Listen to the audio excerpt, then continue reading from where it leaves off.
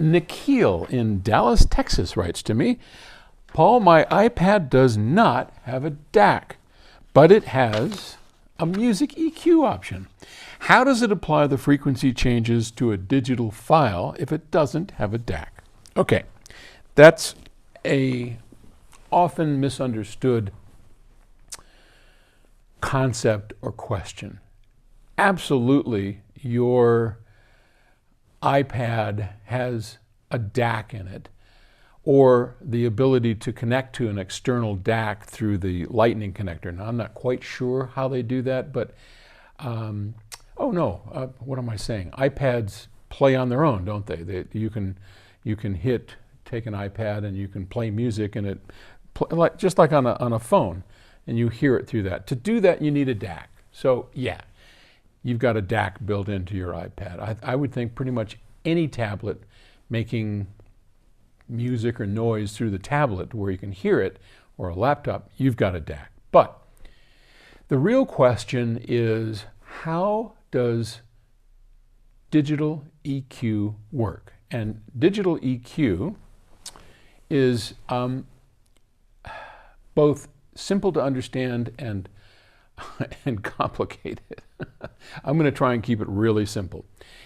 We use something called DSP, which is digital signal processing.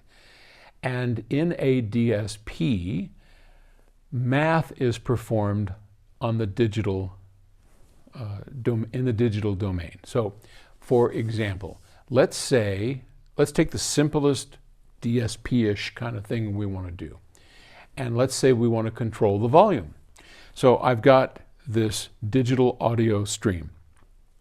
And let's say that I have just a sine wave, okay? And that sine wave is at 1,000 cycles. That means 1,000 times a second, the volume is going kind of up and down in this sideways S sort of thing, okay? And together, that makes these waves that come out, moves our eardrums back and forth, and we register that, oh, that's 1,000 hertz tone. And it's this movement of this AC. And it's at a specific loudness, okay? When we look at it digitally, each of those points along the way, if you think about them in little points, or the way I like to describe it is in a film. You know, in a film, 24 times a second, there's a single snapshot taken, and then the next snapshot. And as a person is moving, it's snapshot, snapshot, snapshot, snapshot. When you see it run together, it's fluid, right? Same thing happens in digital audio. We take digital snapshots. We just take and look at the music signal, take a snapshot of it. For a CD, it's every 20-something thousand times a second.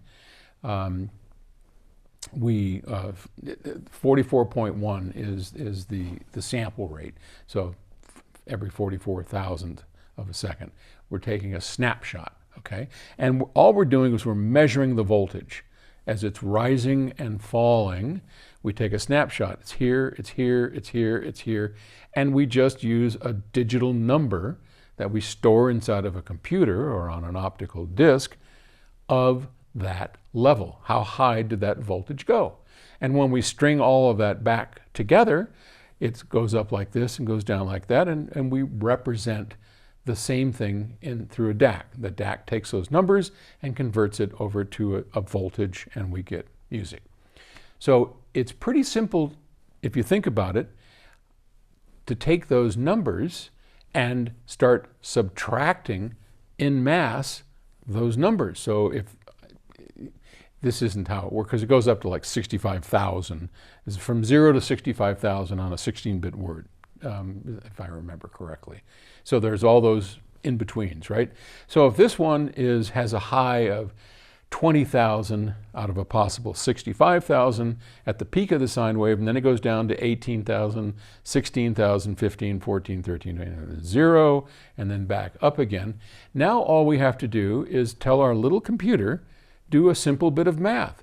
Every time that you hit 20, actually make it 18, and then scale the whole thing down. Simple math, right? And that's a volume control. You want it higher, then whenever you hit 20, you're actually going to go to 30. And just as a crude example, okay? We're just going to add on, and it's just math. And so we can have the volume go up and down all day long. If you want a frequency change, that gets a little bit more complicated, but it's basically the same thing. We're doing math onto the signal. And I'm not going to try and explain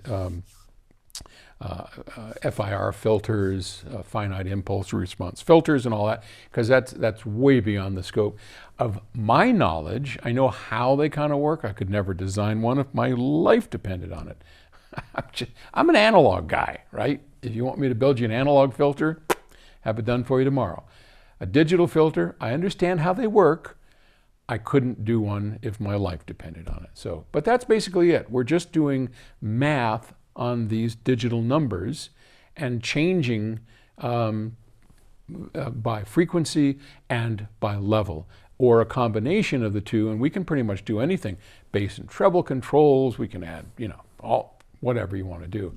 The sky is the limit with DSPs. So hope that gave you a bit of a simple explanation that was easy to understand. I'm trying, boss. All right. Thanks. I'll talk to you later. Bye.